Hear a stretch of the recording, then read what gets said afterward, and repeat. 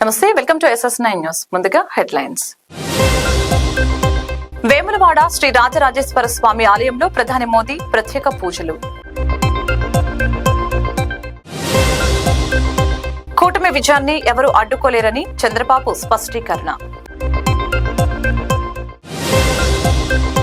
కోడిబొచ్చు అమ్ముకునే వాళ్లకు మనం ఓటేస్తామా? తిరుపతిలో పవన్ ఫైర్.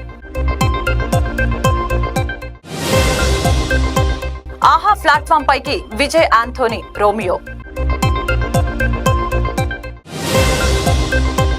సంజు శాంసన్ పోరాడిన ఢిల్లీ క్యాపిటల్స్ నే భరించిన విజయం. లోక్సభ ఎన్నికల ప్రచారంలో భాగంగా బుధవారం తెలుగు రాష్ట్రాల్లో ప్రధాని మోదీ పర్యటించనున్నారు. దీనిలో భాగంగా బుధవారం ఉదయం కరీంనగర్ జిల్లాలోని వేములవాడ శ్రీ రాజరాజేశ్వర స్వామి ఆలయంలో ప్రధాని మోదీ ప్రత్యేక పూజలు నిర్వహించారు. ఈ సందర్భంగా ఆలయంలో ప్రత్యేకంగా నిలిచే కోడె మొక్కులను ప్రధాని తీర్చుకున్నారు. అనంతరం ప్రధానికి వేద పండితులు ప్రత్యేక ఆశీర్వచనాలు, తీర్థ ప్రసాదాలను అందజేశారు. అంతకుముందు ఆయనను ఆలయ అధికారులు, అర్చకులు ప్రత్యేక మెమంటో సాల్వాతో సత్కరించడం జరిగింది. తిరుపతి ఒక పవిత్ర క్షేత్రం. దీన్ని మనం కాపాడుకోవాలి. తిరుపతి పవిత్రతను దెబ్బతీసే వ్యక్తుల్ని సమర్థవంతంగా ఎదుర్కోవాలి. వైసీపీ పాలనలో 160కి పైగా ఆలయాలపై దాడులు జరిగాయి. అర్చకులపై దాడులు జరిగాయి. దేవాలయ ఆస్తుల్ని కబ్జాలు చేశారు. భూములు కొట్టేశారు. దేవాలయ పవిత్రతను మంట కలిపి ప్రజల మనోభావాలను దెబ్బతీశారు. తిరుపతి నేను పుట్టిన స్థానం. పవన్ కళ్యాణ్ కు సెంటిమెంట్ ప్లస్. నరేంద్ర మోదీ తిరుపతిని ఎప్పుడూ పవిత్రంగా భావిస్తారు. మేం ముగ్గురం కూడా ఒకటే హామీ ఇస్తూ ఉన్నాం. తిరుపతిని ఒక పవిత్ర ప్రదేశంగా నిలుపుతాం. ఇక్కడ ప్రజాభిమానం చూస్తూ ఉంటే కూటమి గెలుపును ఎవరు అడ్డుకోలేరు అంటూ చంద్రబాబు ప్రసంగించారు. ఈ అభివృద్ధి ఎవరు చేశారని నేను మిమ్మల్ని అడుగుతున్నా. ఎవరు చేశారని నేను అడుగుతున్నా. గరుడ ఫ్లైఓవర్ ఎవరు ప్రారంభించారు? పక్కన వచ్చే రోడ్డు చంద్రగిరి బైపాస్ ఎవరు చేశారు?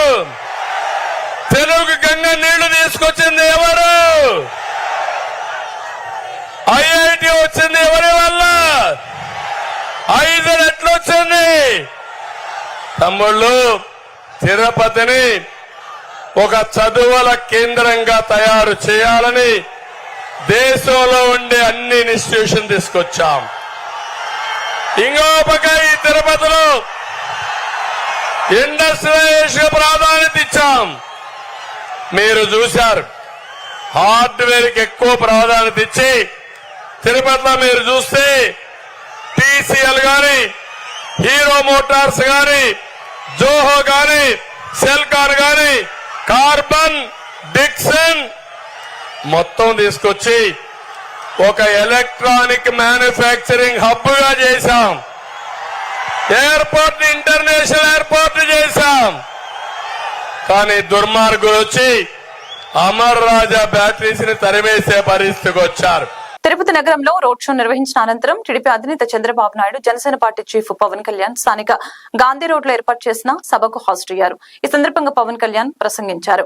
ల్యాండ్ గ్రాబింగ్ యాక్ట్ లో మన పాస్ పుస్తకాలపై జగన్ బొమ్మ, ఇక్కడ కూడా టీటీడీ ఉద్యోగులకు ఇళ్ల పట్టాలు ఇస్తే వాటిపై కూడా నవ్వుతూ ఉండే జగన్ బొమ్మ వేస్తున్నారు. టీటీడీకి ఉద్యోగాలకు ఇచ్చే ఇళ్ల పట్టాలపై 7 కొండల వాడి ఫోటో వేస్తారా? జగన్ ఫోటో వేస్తారా? ఇది 7 కొండల వారిని అవమానించినట్లే. స్వామి వారిని అవమానించిన వ్యక్తికి, వారి పార్టీకి మనం ఓటేస్తామా? కోడిబొచ్చు అమ్ముకునే వాళ్లకు మనం ఎందుకు ఓటు వేయాలి అంటూ పవన్ నిప్పులు చెరిగారు. కరుణాకర్ రెడ్డి గారు ఉన్నారు ఇక్కడ. మీకు వారి అబ్బాయి కావాలా? మీకు ఎమ్మెల్యేగా కోడి బొచ్చు కూడా అమ్ముకునే వ్యక్తి, నెలకి 20 లక్షలు కోడి బొచ్చు మీద కూడా చేసేవాళ్ళు, కోడి బొచ్చు అమ్ముకునే వాళ్ళు మనకు కావాలా? లేదంటే బలంగా నిలబడి చంద్రబాబు గారి మద్దతుతోటి, జనసేన మద్దతుతోటి, ప్రధాని మోదీ గారి మద్దతుతోటి నిలబడే మనకు కావాలని శ్రీనివాసులు గారు, మనకి అందరూ నాయకులు సంపూర్ణంగా మద్దతు ఇస్తా ఉన్నారు. నేను మీకు మాటిస్తున్నా, చిరంజీవి గారిని ఆ రోజు గెలిపించారు మీరు. మెగాస్టార్ చిరంజీవి గారిని తిరుపతి ఎమ్మెల్యేగా. చంద్రబాబు గారిని ఒకటే కోరాను, ఇది మేము రక్షించుకుంటాం. తిరుపతి ఆధ్యాత్మికతని రక్షించుకుంటాం. తిరుమల పవిత్రతని రక్షించుకుంటాం. కులాలకి, మతాలకి భేదం లేకుండా అందరినీ సంరక్షించుకుంటాం. ఇది కూటమి తరపు నుంచి మీ సంపూర్ణమైన మద్దతు ఇవ్వాలని కోరుకుంటే చాలా పెద్ద మనసుతోటి చంద్రబాబు గారు అంగీకరించారు.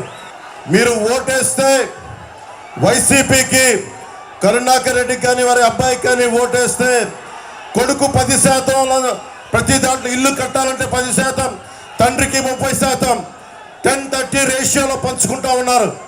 ఎంతకాలం మీరు భయపడుతున్నారా కరుణాకర్ రెడ్డి గారికి? మీరు వారి కొడుకు భయపడుతున్నారా? వారి కొడుకు భయపడుతున్నారా? ఇంత తిరుపతి దమ్ము, ఇంత తిరుపతి దమ్ముందా? మనకి ధైర్యం ఉందా? ఏం చేద్దాం? వైసీపీని మట్టిలో తొక్కేద్దాం, కాలం రాసేద్దాం. ఎంతకాలం భయపడతాం?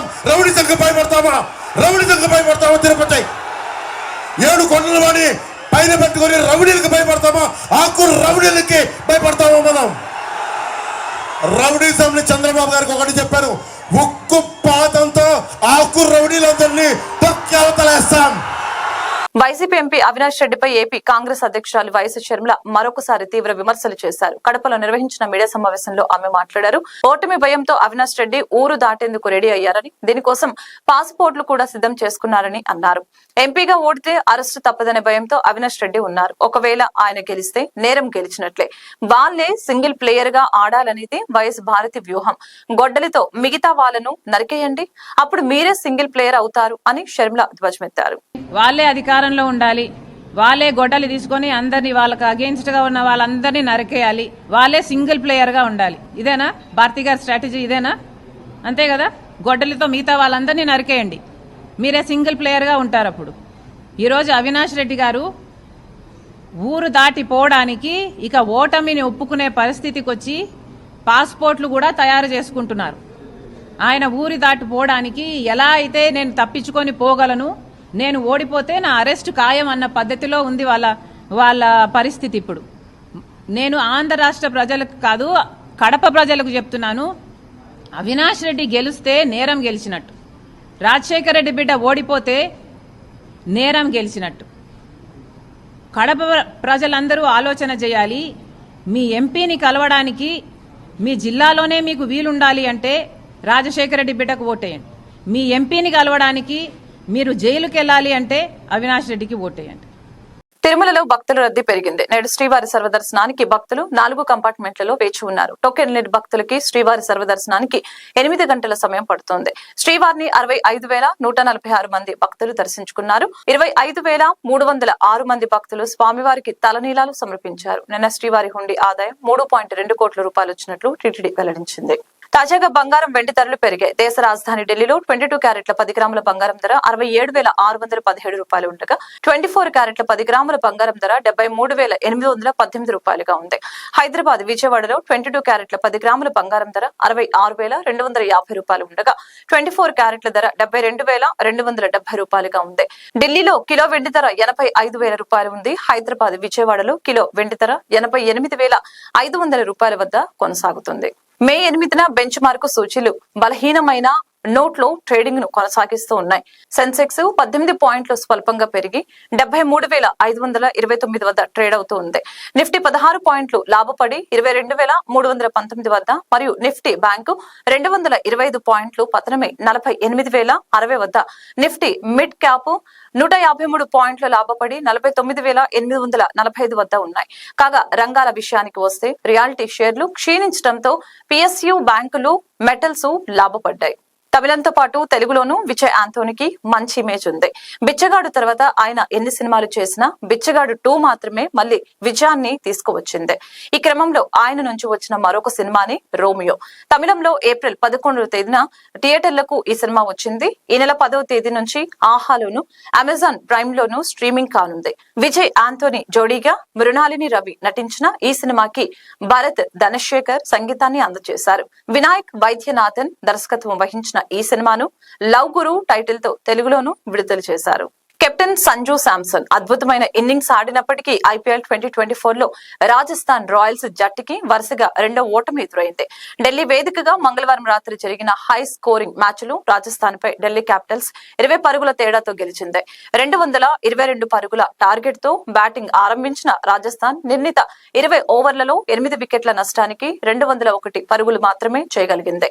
సంజు శాంసన్ 46 బంతుల్లో 86 పరుగులు బాదినప్పటికీ మిగతా బ్యాటర్లు ఆశించిన స్థాయిలో రాణించలేకపోయారు. వార్త ముగించే ముందు హెడ్లైన్స్ మరొకసారి. వేములవాడ శ్రీ రాజరాజేశ్వర స్వామి ఆలయంలో ప్రధాని మోదీ ప్రత్యేక పూజలు. కూటమి విజయాన్ని ఎవరూ అడ్డుకోలేరని చంద్రబాబు స్పష్టీకరణ. కోడిబొచ్చు అమ్ముకునే వాళ్లకు మనం ఓటేస్తామా? తిరుపతిలో పవన్ ఫైర్. ఆహా ప్లాట్ఫామ్ పైకి విజయ్ ఆంథోనీ రోమియో. సంజు శాంసన్ పోరాడిన ఢిల్లీ క్యాపిటల్స్ నే భరించిన విజయం. ఈ వార్తలు ఇంతటితో సమాప్తం. మరొక బిల్టన్లో మళ్ళీ కలుద్దాం. చూస్తూనే ఉండండి SS9.